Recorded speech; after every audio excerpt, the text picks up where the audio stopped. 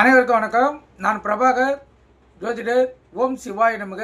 சிவசக்தி, திருச்சிற்றம்பலம்.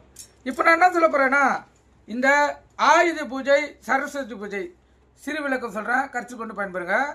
கல்விக்கு உரிய சரஸ்வதி தேவியும், செல்வத்துக்கு உரிய லட்சுமி தேவியும், வீரத்துக்கு உரிய பார்வதி தேவியும் போற்றி வணங்கும் பண்டிகையாக நவராத்திரி கொண்டாடப்படுகிறது.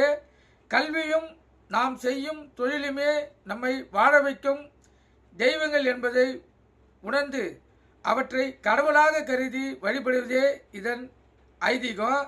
நவராத்திரி பண்டிகை நாளில் 9 நாளும் பூஜை செய்ய இயலாதவர்கள் ஆயுத பூஜை, சரஸ்வதி பூஜை, விஜயதசமி நாளில் பூஜை செய்து வணங்குவார்கள்.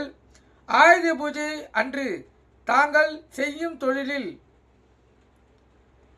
நிபுணத்துவம் பெற்ற தங்கள் தொழில் நன்கு விருத்தி அடைவதற்கான தங்கள் தொழிலுக்கு பயன்படுத்தப்படும் கருவிகள், இயந்திரங்கள், ஆயுதங்கள், இசைக்கருவிகள் போன்ற பொருட்களை நன்கு சுத்தப்படுத்தி பூஜை செய்வார்கள். இந்த நாளிலே ஆயுத பூஜை என்று அழைக்கப்படுகிறது. இந்த ஆயுத பூஜை நவராத்திரியின் 9ஆம் நாள் கொண்டாடப்படுகிறது, கருத்தில் கொள்ளுங்க. அதே போல் ஆயுத பூஜை வழிபாடு பார்த்தீங்கன்னா, நவராத்திரி கொண்டாட்டத்தின் இறுதி நாளான 9ஆவது நாள் வழிபடுவதுதான் அந்த ஆயுத பூஜை. துர்கை அம்மனுக்கும் மகாசூரனுக்கும் இடையே 8 நாள் சண்டை நடைபெற்றது. இந்த 8ஆம் நாள் கழித்து 9ஆம் நாள் மகாசூரனை வதம் செய்கிறாள் துர்கை. இந்த நாளே துர்கா பூஜை என்றும் ஆயுத பூஜை என்றும் அழைக்கிறார்கள். 9ஆம் நாள் சண்டை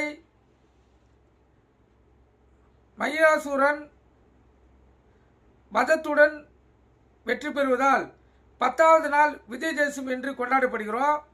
நவராத்திரியில் 8வது நாளுக்கு பிறகு 9வது நாளில் அனைத்து ஆயுதமும் உலோகங்களால் ஆன பொருட்கள், வாகனம் மற்றும் வியாபாரத்தில் ஈடுபடும் இயந்திரங்கள் என அனைத்தையும் நன்கு சுத்தம் செய்து அதற்கு சந்தன குங்குமம் வைத்து வழிபடுவது சிறப்பான பலனை அந்த ஜாதகர்களுக்கு கொடுக்கும். நீங்கள் கருத்தில் கொண்டு பயன்பெறுங்க. நன்றி, வணக்கம். வாழ்க வளமுடன்.